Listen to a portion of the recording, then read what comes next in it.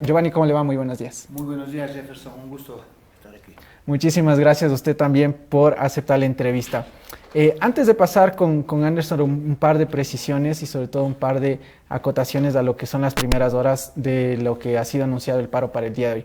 Primero, una evaluación general, ¿cómo ha amanecido hoy el país y sobre todo en qué provincias precisamente se han sumado al paro, Giovanni? Bueno, Jefferson, en primer lugar, esta es una jornada de lucha. Hay una diferencia sustancial en lo que sería un paro y un levantamiento.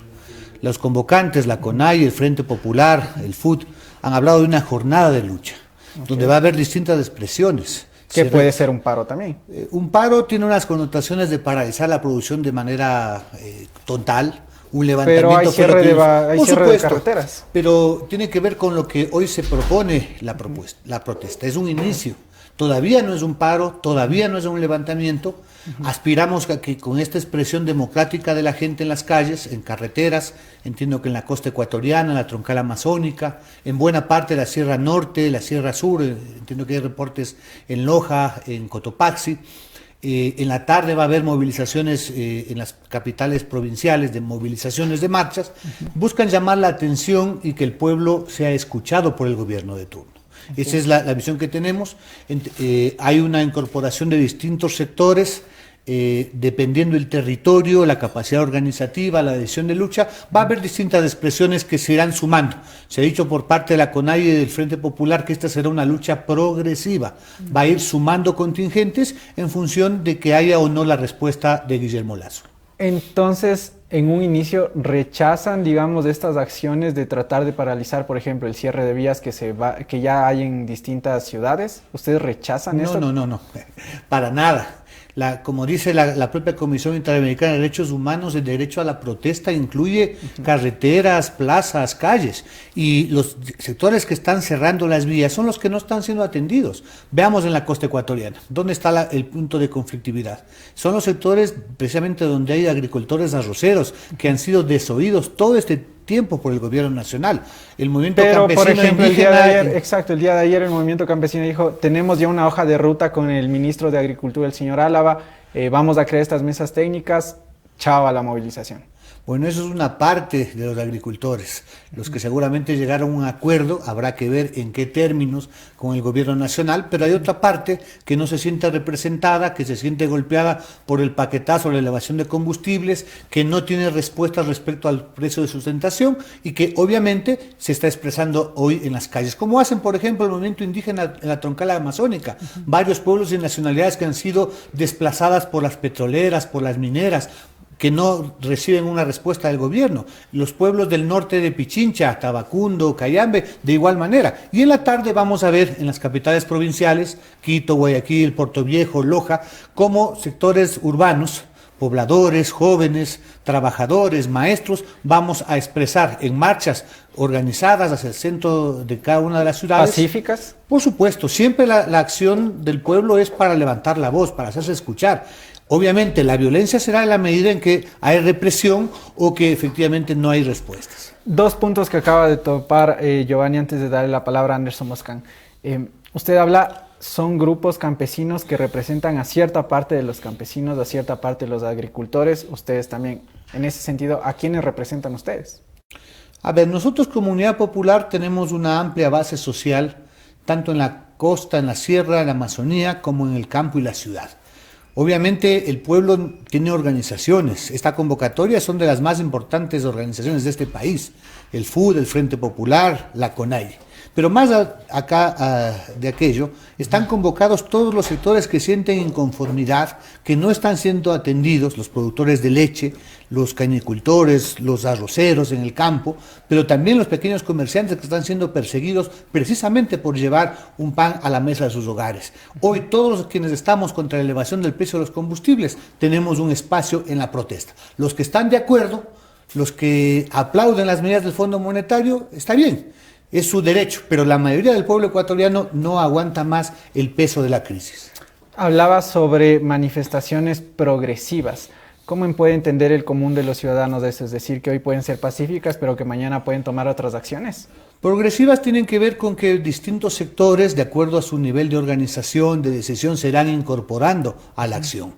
mientras no exista una respuesta del gobierno frente a, por ejemplo, el planteamiento de que haya un real congelamiento del precio del diésel, porque no está bien que el presidente diga congelo pero sube de golpe porrazo a 1.90 el galón de diésel. O sea, se adelantó la elevación hasta el mes de enero, ¿no es cierto? Y luego nos dice descongelamiento. No, aquí debe haber una respuesta del gobierno. Si el gobierno no responde, si el gobierno hoy que presenta la reforma tributaria busca golpear a los sectores medios, si el gobierno el día 30 de octubre presenta una proforma presupuestaria para el año 2022, donde se ratifica en recortar presupuesto de educación, de salud, de seguridad social, seguramente otros sectores se incorporarán a la movilización para pedir ¿qué? Que el gobierno cumpla con soluciones para el pueblo, cumpla sus promesas de campaña y pare las medidas que afectan su economía, la economía de las familias ecuatorianas. Ahí tengo un par de cuestionamientos y sobre todo de preguntas que le quiero hacer más adelante, pero quiero dar la palabra a Anderson Boscan desde la ciudad de Guayaquil. Esta es su cámara, Giovanni. Anderson Boscan. Giovanni, ¿cómo vas? Qué gusto, Anderson. Gracias por estar en los estudios de Café La Posta. A ver, ¿por dónde empiezo, Giovanni? Esto iba a ser un paro, pero al final los agricultores y sobre todo los transportistas les hicieron el peo, y sin transportistas no hay paro. Anderson, primero responderte la afirmación del inicio. Por supuesto, en la lucha del pueblo nadie se cansa, decíamos en el Colegio Mejía y en la Universidad Central. Mientras haya injusticias, siempre habrá que levantar la voz y unirse al pueblo. Por otra parte, no, si tú revisas las conclusiones que hicieron el colectivo unitario, reitero, la CONAIE, el FUD, el Frente Popular, donde está la UNE, la UGT, la FEWE, siempre hablamos de una jornada nacional de protesta, que estaba convocada desde antes porque hay varios temas pendientes para el pueblo ecuatoriano. Pero el día viernes, el gobierno de Guillermo Lasso le puso gasolina al fuego y nos plantea un paquetazo porque de golpe y porrazo sube el diésel a 1.90 y la gasolina a 2.55. Eso plantea que otros sectores que no estaban incorporados, más bien ahora se han decidido a tomar acciones progresivas y hoy vamos a ver una jornada seguramente democrática. Quienes le apuestan a la violencia o a deslegitimar la protesta van a quedarse con los churos hechos. Hoy va a ser una demostración democrática en todo el territorio nacional. Va a ser una protesta pacífica. Me alegra, la celebro y la felicito porque siempre he defendido el derecho de todos a manifestarse por la razón que sea. Es legítimo salir a la calle y putear al presidente. Lo que no es legítimo es quemar un edificio. Si no se rompe esa línea, es una protesta maravillosa, porque va a obligar al gobierno a sentarse a dialogar con los sectores sociales, aunque yo creo, y hacia allá va la pregunta, que el gobierno ha mostrado que tiene voluntad de dialogar. Los que no parece que tienen voluntad de dialogar son los sectores sociales. El gobierno los ha invitado a la mesa, especialmente el señor Issa. De los 6 puntos que se trataron en la reunión con el señor Issa, hubo pleno acuerdo en 5, ¿verdad? 5, los movimientos que acompañaron al señor Issa de la CONAIE estuvieron de acuerdo con el gobierno. El único era el subsidio a los combustibles. Salen de esa reunión y finalmente el gobierno decide, bueno, voy a congelaumentar, que es lo que en realidad sucedió. Congelaumentaron los precios de los combustibles, pero los dejaron estáticos. ¿No te parece un punto de partida para sentarse a conversar? Anderson, creo que tenemos visiones distintas, porque no se puede hablar de un diálogo sincero cuando el gobierno pretende engañar a la población y habla de congelamiento. Cuando nos plantea elevar a 1.90 el diésel, hablamos de consecuencias completamente fuertes para la economía popular, porque todo, absolutamente todo, en el tema de producción, de transporte de pasajeros, de mercancías, se eleva considerablemente. Solamente para ubicar una de las consecuencias de esta elevación. Los transportistas urbanos en Quito han planteado que debe elevarse el pasaje una vez más. Ya no hablan de 40, hablan de 45, de 50 centavos. ¿Sabes, Anderson, lo que eso significa para una familia que sobrevive con menos de $2 al día? Pagar, si coge solamente un bus, $1, o si son 2 miembros, $2 al día en transporte. Están efectivamente echándole gasolina al fuego. En todo caso, el diálogo es importante siempre y cuando haya la voluntad. El gobierno no es cierto que ha tenido un acuerdo en 5 de los 6 puntos. La plataforma que ha presentado no solamente la CONAIE, también estuvo la FENOCIN, incluso avanzaron a mesas de diálogo, se reunió con el Frente Unitario de los Trabajadores la ministra Vela, pero son temas en los cuales no hay acuerdo. Uno, por supuesto, el tema de los combustibles, pero también en el tema de la explotación minera y petrolera en tierras comunitarias y de protección ecológica. También hay divergencias respecto a la reforma laboral que busca precarizar la mano de obra. También hay diferencias respecto al presupuesto general del Estado. Vamos a ver qué pasa este 30 de octubre, sí, que el presidente tiene que enviar a Proforma. Yo entiendo que hay diferencias, Giovanni. Yo entiendo que hay diferencias. Es natural que haya diferencias. Porque ustedes son los sectores sociales y este es el gobierno del banquero de derecha. Es natural que esto suceda y lo sabíamos todos que iba a pasar. Lo que no entiendo es por qué, si saben que hay diferencias, la vía de solución que buscan es la calle, que aunque legítima, no resuelve al final las cosas. El tema, Anderson, es que quien tiene el poder, quien toma las decisiones, ya está ejerciendo ese poder tomando medidas desde el mes de junio contra el pueblo. Son 5 meses y han sido 6 elevaciones de la gasolina y el diésel. Esa es una medida que toma el gobierno, precisamente no en beneficio de los 17 millones de compatriotas, sino en la línea del Fondo Monetario Internacional. Nosotros entendemos que es un gobierno, efectivamente los grandes empresarios, de los banqueros, pero es del presidente de los ecuatorianos, debe escuchar a todos. Está bien que Guillermo Lasso se reúna con sus colegas y llegue a acuerdos, con los grandes empresarios para intentar poner una nueva ley laboral a beneficio de ellos, que se reúna todo el mes con el Fondo Monetario Internacional, que vaya a una hacienda y nos hablen de consensos. Pero lo que no está bien es que se quiera imponer un plan económico para ajustar solamente a las mayorías populares. Vía privatizaciones, vía recortes presupuestarios, no va a haber efectivamente sino conflicto social. ¿No te parece normal, Giovanni, no te parece normal que se imponga el plan de gobierno que fue votado por la mayoría de los ecuatorianos? Porque no me digas que no te habías enterado en campaña que Guillermo Lasso iba a seguir subiendo el combustible, que lo dijo clarito, dijo él no creía en el subsidio. De hecho, acaba de traicionar su plan de gobierno con el congelamiento.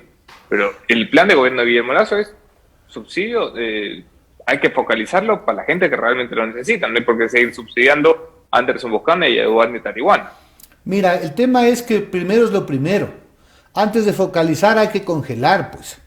Porque nosotros estamos de acuerdo que los del quintil 1 y 2 paguen lo que deben pagar, o que la flota atunera no tenga un diésel de 0,90 centavos, mientras los pescadores artesanales van a pagar $1 más por cada galón, por supuesto. Pero volviendo al tema de qué gobierno llegó, este gobierno no fue votado por el pueblo, por su programa neoliberal. Los neoliberales, los que aportan por el Fondo Monetario, votaron por Lasso en primera vuelta y tuvo el 20%. Con fraude incluido pasó a la segunda vuelta. En la segunda vuelta, Anderson, la mayoría de quienes votaron por Lasso, nosotros llamamos al voto nulo, lo hicieron porque querían salir del autoritarismo y la corrupción del correísmo.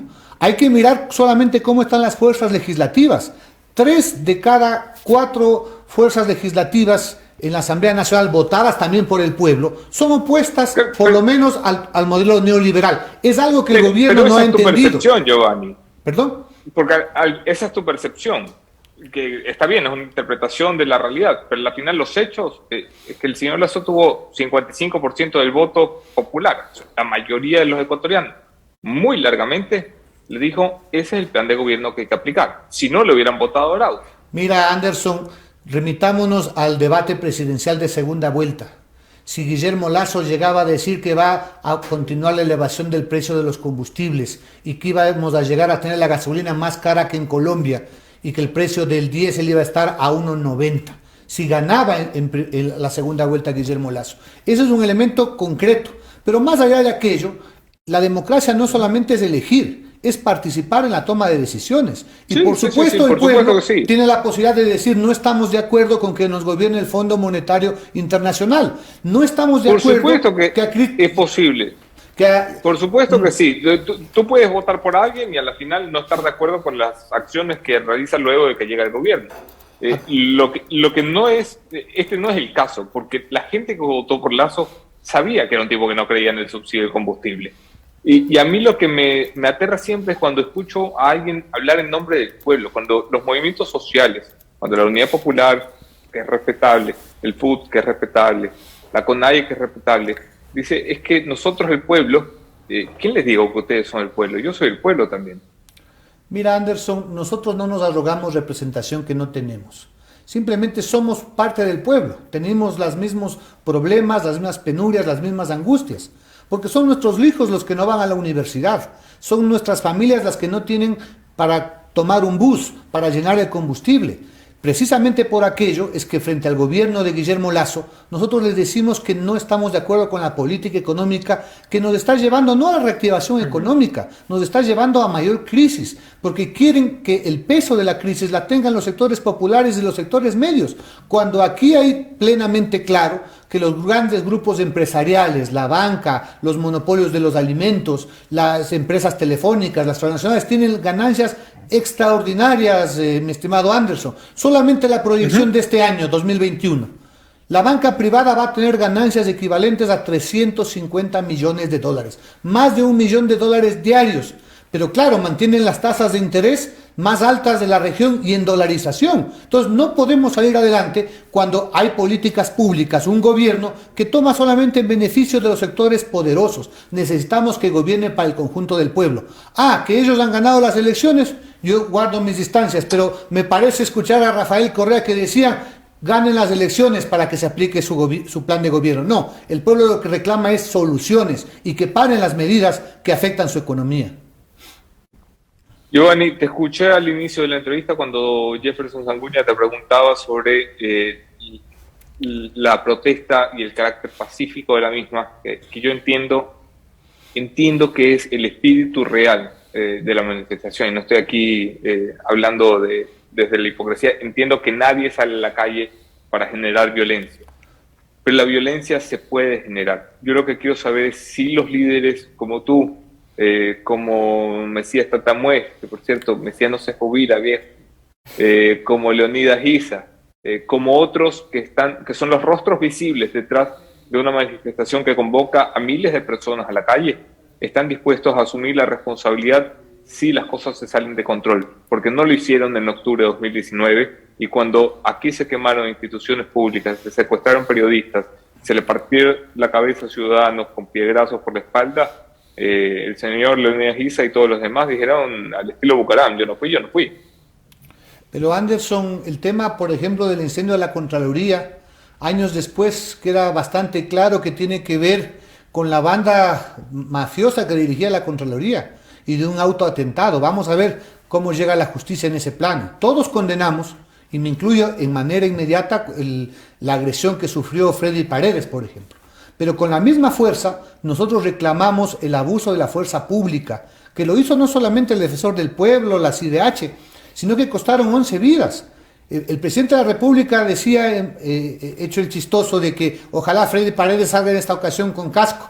Nosotros decíamos efectivamente al pueblo que hay que estar atentos para no recibir un bombazo en el que se pierda el ojo, la vista a varios compañeros, o que peor aún se pierdan la vida. Efectivamente, todos no queremos que haya caos, que haya enfrentamientos, pero en buena medida... Pero si hay caos, ¿se van a hacer responsables? Habrá que ubicar quiénes son los responsables en su debido momento, por supuesto, Anderson. Porque si hay una actitud prepotente, abusiva, represiva de los medios de parte de la fuerza pública, obviamente el Estado es el que ejerce la violencia. Dame un segundo, que la historia te juega en contra. ¿Cómo que hay que ubicar quiénes son los responsables?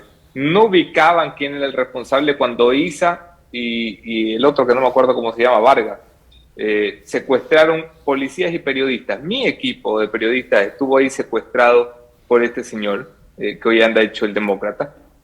No sabe quién es el responsable de ese secuestro, de que gente estuviera por horas sin poder moverse contra su voluntad.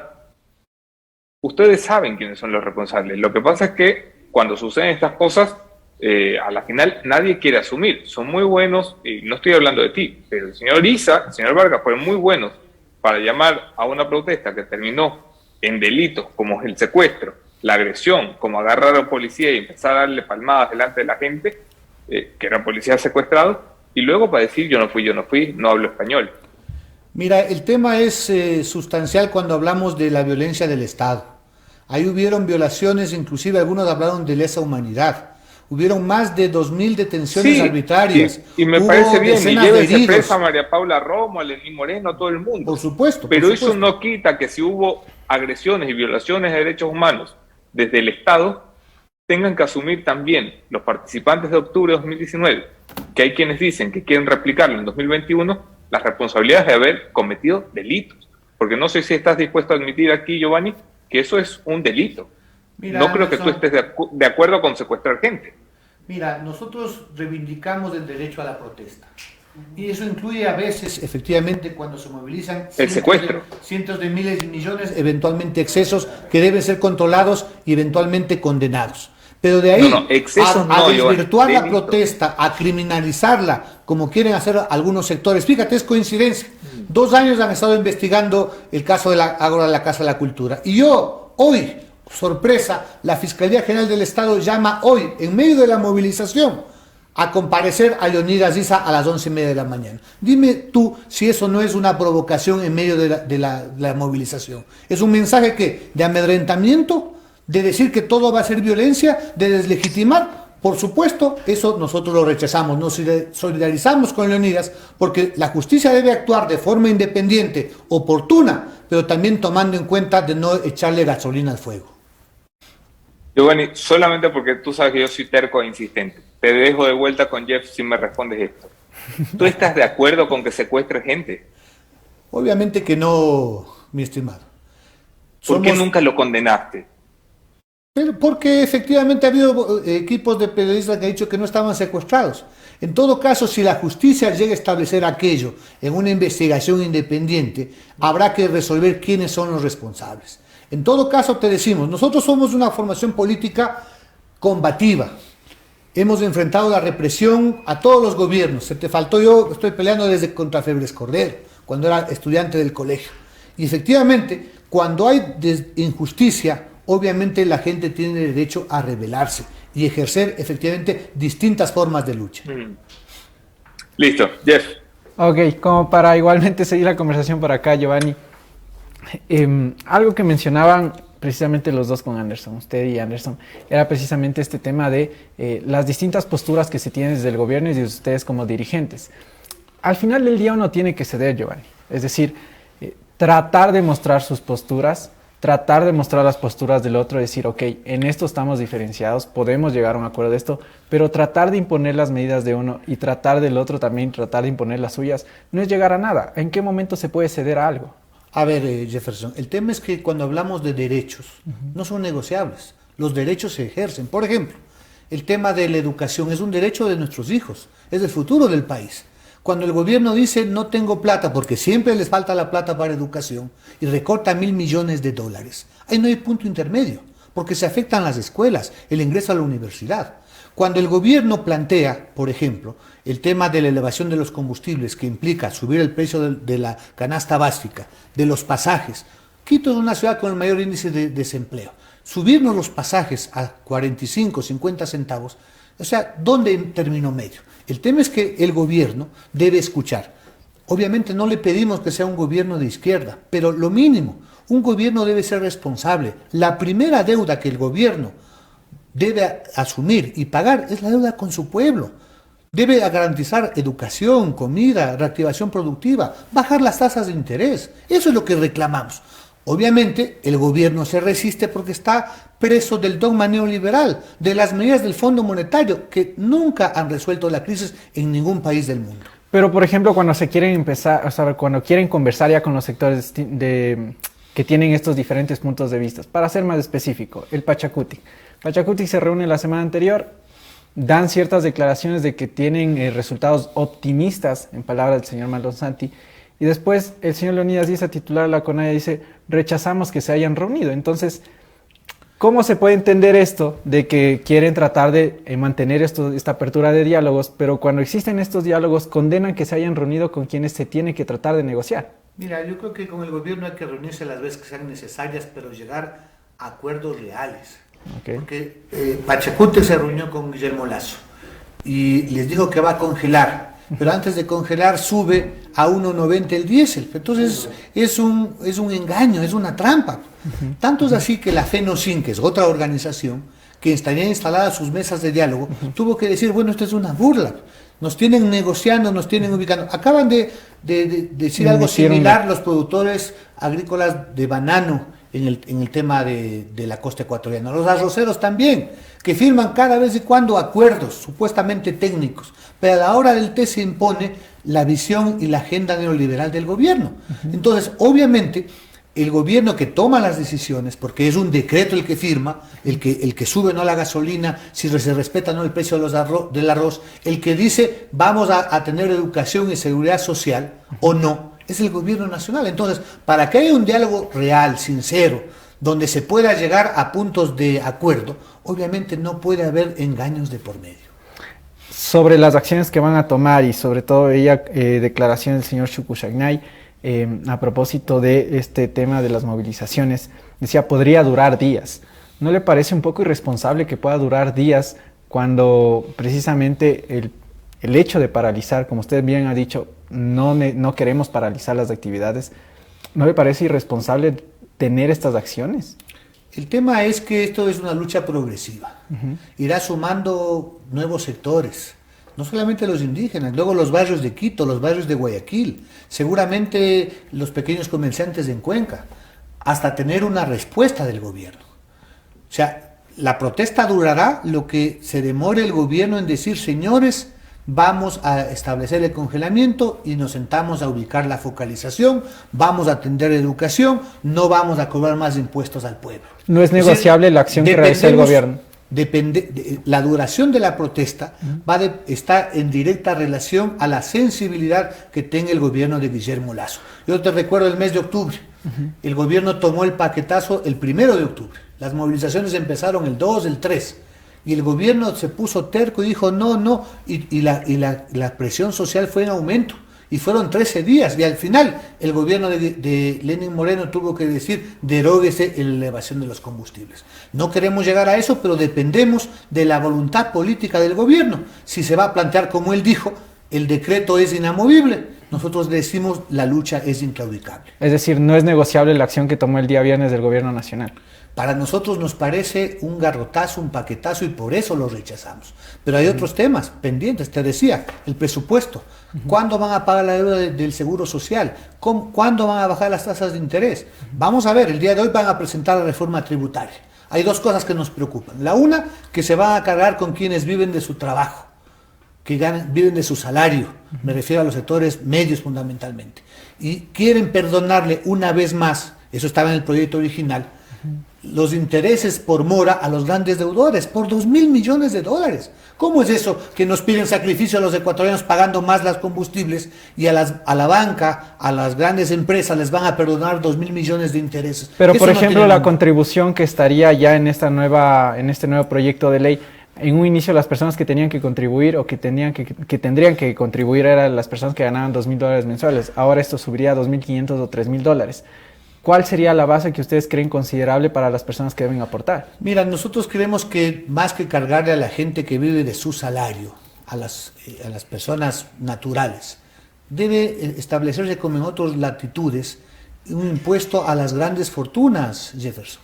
Porque aquí ha habido sectores que en medio de la pandemia han ganado multimillonarias cifras. No estábamos hablando de 100, sino de 200 y hasta 300 millones de ganancia. Y no son más de 100 empresas. ¿Qué tal si a ellos les establecemos un impuesto a las grandes fortunas del 2%? Es decir, que siguen teniendo 98% de sus utilidades, no se van a empobrecer. Pero hemos calculado que eso significaría 4.000 millones de dólares. ¿Por qué no empieza el gobierno y da una muestra, no de los 7.600 millones de dólares que no recauda de los grandes evasores, empezando por lo menos con la tercera parte, 2.000 millones, y se evitan meterle la mano al bolsillo de los ecuatorianos? Claro. Está por verse, está en disputa todo el tema de Pandora Papers, los Panama Papers, y obviamente nosotros nos preguntamos, ¿será que no les cobra a los grandes evasores aunque dice que sabe quiénes son? Porque el propio presidente está llevando su fortuna y sus bienes fuera del país a paraísos fiscales, donde todos sabemos que la principal razón es la evasión de impuestos. Ok, le devuelvo la palabra a Anderson Buscán desde Guayaquil. Anderson. Ahí, no sé si me tienen. Ahí. Ya va, la imagen Ahí se estamos. me fue un segundo. Ahí estamos. Giovanni, vamos a estar pendientes de la manifestación, vamos a estar pendientes de la reacción del gobierno. Hay reportes ya a esta hora de vías cerradas en gran parte del territorio nacional, al menos 7 provincias con vías cerradas como parte de esta jornada de protesta de los movimientos sociales. El presidente ha dado una declaración asegurando que esto contraviene la ley, que el cierre de carreteras y la paralización de comercialización y de servicios está expresamente prohibido en el ordenamiento jurídico ecuatoriano. ¿Esperan ustedes una reacción de la fuerza estatal por esta jornada de protestas?